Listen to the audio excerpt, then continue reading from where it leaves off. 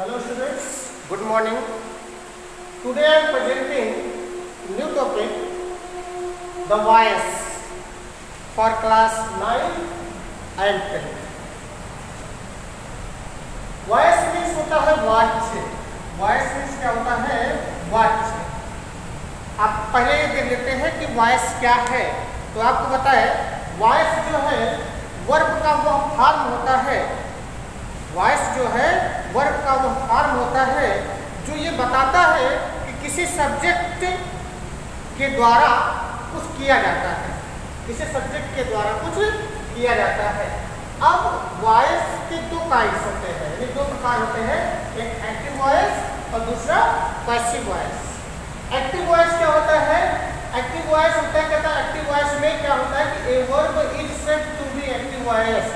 यानी कोई वर्ब तब एक्टिव वॉइस कहलाता है when a person or things denoted by subject है. जब किसी व्यक्ति या वस्तु द्वारा जो कार्य किया जाता है वो किसके द्वारा होता है? कार्य सब्जेक्ट के द्वारा किया जाता है, तो उसे एक्टिव वॉइस कहा जाता है. जैसे मान लीजिए दिया है कि ही, एग्जांपल के लिए कि ही went home. ही went home. अब यहाँ पर जो है ही के द्वारा क्या किया गया? गया. कहाँ गया? वो होम गया, अपने घर गया. समझ गए ना? तो कहता है कि कोई भी वर्ब तब एक्टिव वॉइस कराता है जब वो किसी सब्जेक्ट द्वारा किए गए कार्य का बोध कराता है. दूसरा कहता है पैसिव वॉइस. तो कहता है पैसिव वॉइस क्या है कि a verb is said to be passive voice when a person और things does not denotes by subject है. कि किसी व्यक्ति या वस्तु द्वारा जो कार्य किया जाता है वो उसके सब्जेक्ट के द्वारा नहीं किया जाता, but suppose the action done by something और समवन. लेकिन वो किसी दूसरे के माध्यम के द्वारा उस कार्य को करवाता है. जैसे इस सेंटेंस को, अगर इसी सेंटेंस को हम पैसिव वॉइस में चेंज करेंगे तो लिखेंगे होम वाज गॉन बाय. अभी का क्या हो जाएगा? हिम. ये इसका एग्जाम्पल हो गया, इसका हो गया पैसिव. अब यहाँ देखें home was gone by him, मतलब अब यहाँ इसका सब्जेक्टिव केस क्या हो गया? होम हो गया. जबकि वो क्या है? ऑब्जेक्ट है. जाया किसके द्वारा जा रहा है? हिम के द्वारा. नहीं, ही जो यहाँ था वो हिम ऑब्जेक्ट के रूप में आ गया. मतलब कार्य किया तो जाता इसके द्वारा, लेकिन प्रधानता जो है यहाँ पर की जा रही थी इसकी, होम की, जबकि यहाँ प्रधानता किसकी की जा रही थी? ही की. तो यही दोनों में डिफरेंस है कि एक्टिव वॉइस में सब्जेक्ट यानी नॉमिनेटिव केस मेन होता है और पैसिव वॉइस में उसका ऑब्जेक्ट जो है वो मेन होता है. यानी यहाँ कर्म की प्रधानता होती है और यहाँ सब्जेक्ट की प्रधानता होती है. अब इसके बारे में तो देखिए एक्टिव वॉइस क्या होता है. एक्टिव वॉइस में जितने भी वर्ब यूज किए जाते हैं वो सिंपल सी बात समझिए, जो टेंस हम पढ़ते हैं यानी टेंस का जो प्रारूप है वही एक्टिव वॉइस कहलाता है. दूसरा यहाँ एक्टिव को हमें पैसिव में कन्वर्ट करना है. एक्टिव को किस में कन्वर्ट करना है? पैसिव में कन्वर्ट करना है, चेंज करना है. तो उसके लिए देखिए सबसे पहले अभी बताया आपको टेंस का ज्ञान होना चाहिए. तो टेंस के बारे में आपको बताया गया है आपके प्रीवियस क्लास में. तो उससे जो है आपको दो चीजें देखिए, टेंस में सबसे महत्व होता है वर्ब. क्या? वर्ब. और दूसरा सब्जेक्टिव केस. इन दोनों के बारे में आपको क्लियर होना चाहिए. वर्ब में दो चीजें, कहाँ पर हेल्पिंग वर्ब लगेगा और कहाँ पर मेन वर्ब लगेगा, और मेन वर्ब का कौन सा फॉर्म आएगा ये भी डिपेंड करता है. दूसरा यहाँ पर दो चीजें होती है सब्जेक्टिव केस में, दो चीज पढ़ना है आपको. पढ़ना पड़ता है सिंगुलर और दूसरा प्लूरल.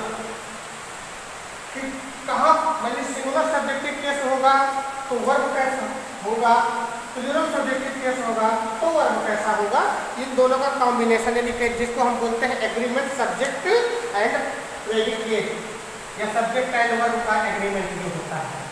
आइए बात करते हैं पैसिव वॉइस के लिए.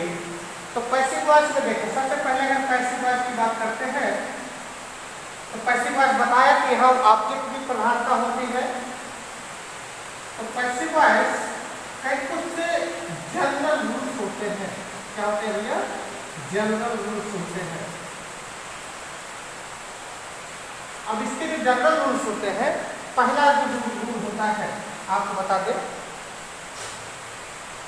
जनरल रूल में पहला जो सब्जेक्टिव केस है, सब्जेक्टिव केस चेंज हो जाता है इनटू ऑब्जेक्टिव केस। ठीक। दूसरा, तो भाई जब सब्जेक्टिव ऑब्जेक्टिव में चेंज होगा तो ऑब्जेक्टिव भी करेगा, तो ऑब्जेक्टिव केस इनटू सब्जेक्टिव।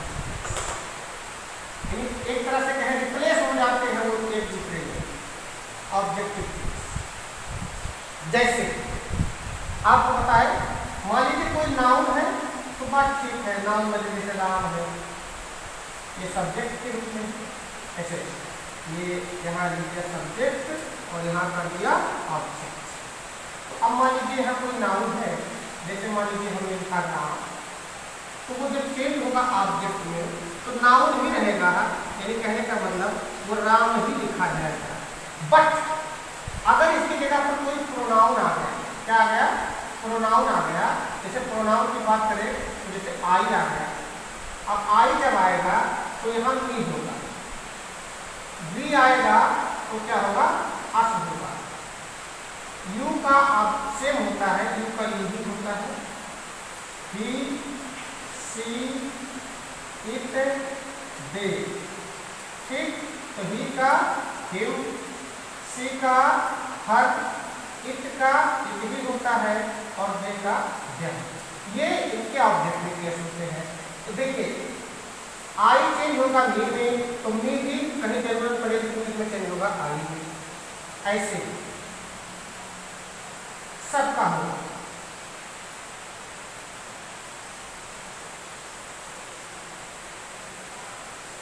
ठीक। हाँ, एक और बता देते हैं, हु इंटरोगेटिव वर्ड है, हु चेंज हो जाता है भैया हु में। किसमें चेंज होता है? हु में। किसी किसी किताब में लिखा होता है बाय हु, लेकिन आपको एक चीज बता दें, बाई एक एजेंट है जो सभी के हमेशा नहीं यूज होता। कुछ वर्ड्स ऐसे होते हैं जहाँ बाई की जगह पर टू का यूज होता है, विथ का यूज होता है, फॉर का यूज होता है, तो हम वहाँ बाय हूम नहीं, केवल ये जानेंगे कि हु चेंज होता है हूम में, और अगर कहीं हूम किया है तो वो क्या चेंज हो जाएगा? हूम में। तो ये इसके मतलब जनरल रूल्स है।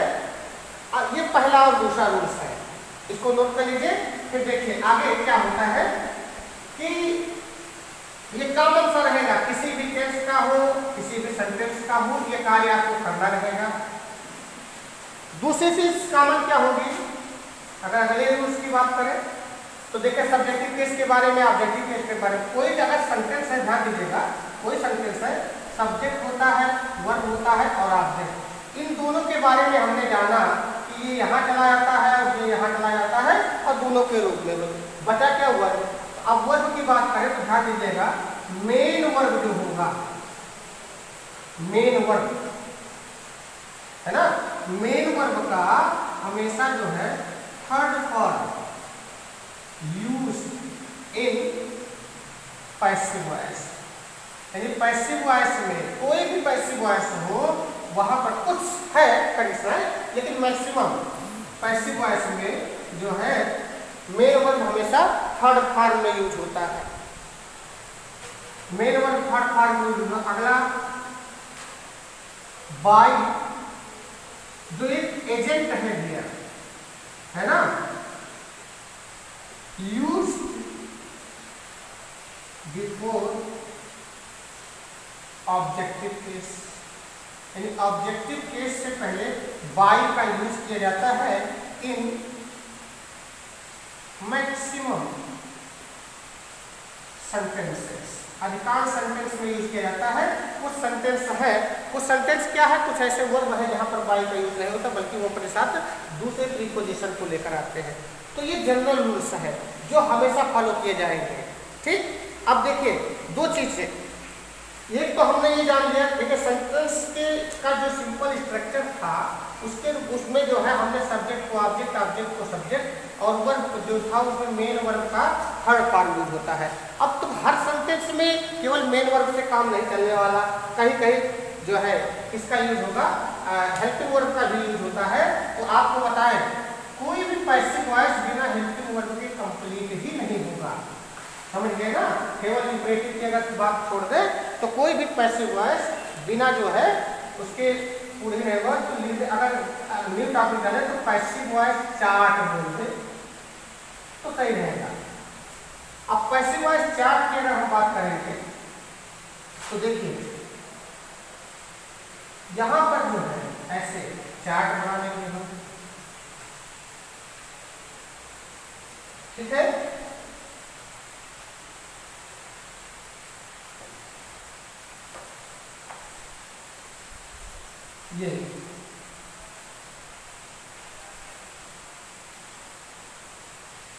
ये है टेंस, ठीक है ना, टेंस से ही पढ़ रहे हैं हम। मान लीजिए प्रेजेंट टेंस है, पास्ट है और फ्यूचर, ठीक है भैया। अब देखिए टेंस में कौन कौन होता है, इंडेफिनिट,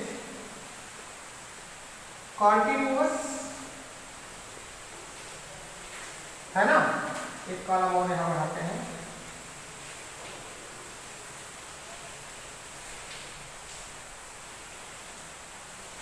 परफेक्ट और परफेक्ट पार्टिकल्स। अब देखिए यहां बात हो रही चार्ट की, यही ऊपर लिख दीजिएगा हेल्पिंग वर्ब्स, हेल्पिंग वर्ब। यहां केवल आपको हम इतना बताएंगे कि किस टेंस से रिलेटेड कौन सा हेल्पिंग वर्ब कहाँ यूज होगा।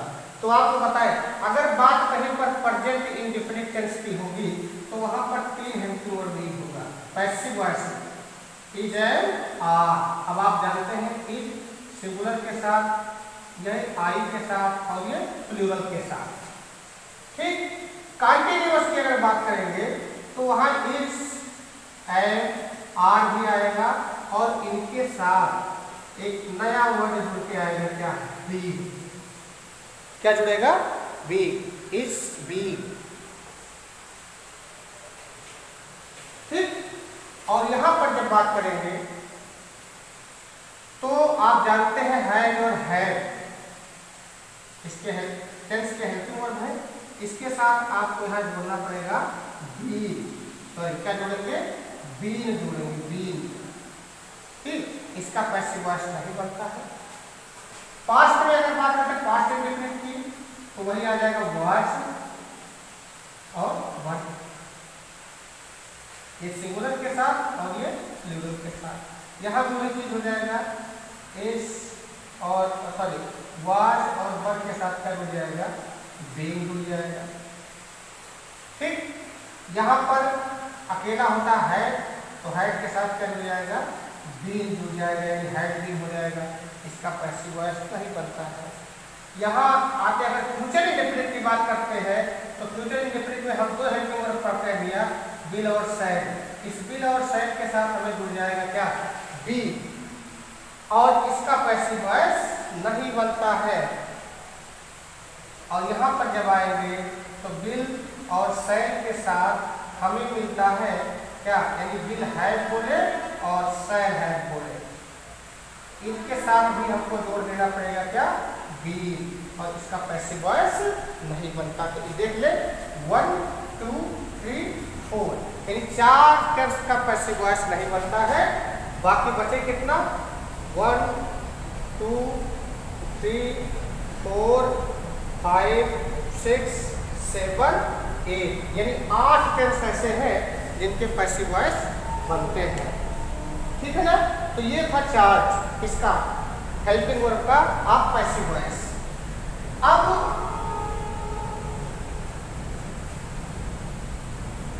जो है कुछ एग्जाम्पल्स देख लेते हैं। एक चीज और बता दें, ट्रांसिटिव और इंट्रांसिटिव वर्ब आपने पढ़ा होगा, तो एक चीज हमेशा ध्यान रखिएगा, पैसिव वॉइस में चेंज करने के लिए ऑब्जेक्ट का होना कंपलसरी है। तो इंट्रांसिटिव वर्ब में ऑब्जेक्ट नहीं होता है, इसलिए उसका पैसिव वॉइस नहीं बनता है। अब मान लीजिए हमने लिखा कोई भी, जैसे प्रेजेंट इंडेफिनिट की ही बात करते हैं, तो लिख दिया कि राम रीड्स अ बुक, हो गया। ये एक्टिव वॉइस में है, इसमें है एक्टिव वॉइस में है। इसको चेंज करना किसमें है, पैसिव वॉइस में चेंज करना है। तो पैसिव में चेंज करने के लिए क्या करेंगे, हाँ इससे पहले का आपको बता देते हैं स्ट्रक्चर, ऐसे बनाना सिंपल स्ट्रक्चर बनेगा। ऑब्जेक्टिव केस चेंज हो जाएगा सब्जेक्टिव केस में, प्लस हेल्पिंग वर्ब हो जाएगा।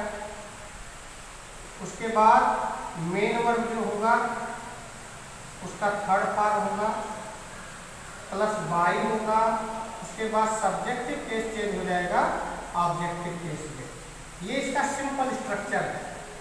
अब इसके अकॉर्डिंग अगर देखें तो देखो ये सब्जेक्ट है, ये ऑब्जेक्ट है, ये रिप्लेस होगा यहाँ पर और ये रिप्लेस होगा यहाँ पर। यानी अब हम यहाँ पर लिखेंगे तो लिखेंगे अ बुक, हो गया। हमने कहा था नाउन है वो अपने स्थान को खाली रिप्लेस करेगा, उसके बनावट में कोई परिवर्तन नहीं होगा। अब रीड्स है, ध्यान दीजिएगा, रीड्स, रीड में यस जुड़ा है। यस, ये यस किस टेंस में जुड़ता है, प्रेजेंट इंडेफिनिट में। तो जब प्रेजेंट इंडेफिनिट में जुड़ता है, अभी पैसिव वॉइस में हमने हेल्पिंग वर्ब देखा, तो वहां इज एम आर यूज होता है। क्या यूज होता है, इज एम आर यूज होता है। अभी इसका यूज होता है सिंगुलर सब्जेक्ट। आ बुक लिखा है, क्या दिया है, आ बुक, मतलब सिंगुलर है इज से। और रीड का थर्ड फॉर्म क्या होता है, रीड ही होता है। तो आ बुक इज रीड, हो गया। ऑब्जेक्ट सब्जेक्ट में चेंज हुआ, हेल्पिंग वर्ब हुआ, थर्ड फॉर्म आया। क्या यूज करना है, बाई। और राम भी क्या है, नाउन है, उसको ऐसे लिख दिया। अगर हम दूसरा सेंटेंस लें, मान लीजिए आई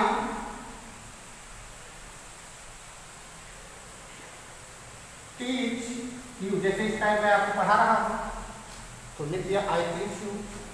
अब वही काम करेंगे, इसको इधर ले आएंगे। अब आई की जगह पर क्या होगा, यू, क्योंकि यू का सब्जेक्टिव भी केस यू ही होता है। लेकिन टीच फर्स्ट फॉर्म है, केवल सब्जेक्टिव केस के बाद फर्स्ट फॉर्म कब आता है, प्रेजेंट इंडेफिनिट में। यानी अब यू के साथ प्रेजेंट इंडेफिनिट में इज आएगा क्या, यू इज नहीं होता बल्कि क्या होता है, यू आर। और टीच का थर्ड फॉर्म क्या होता है, टाट होता है।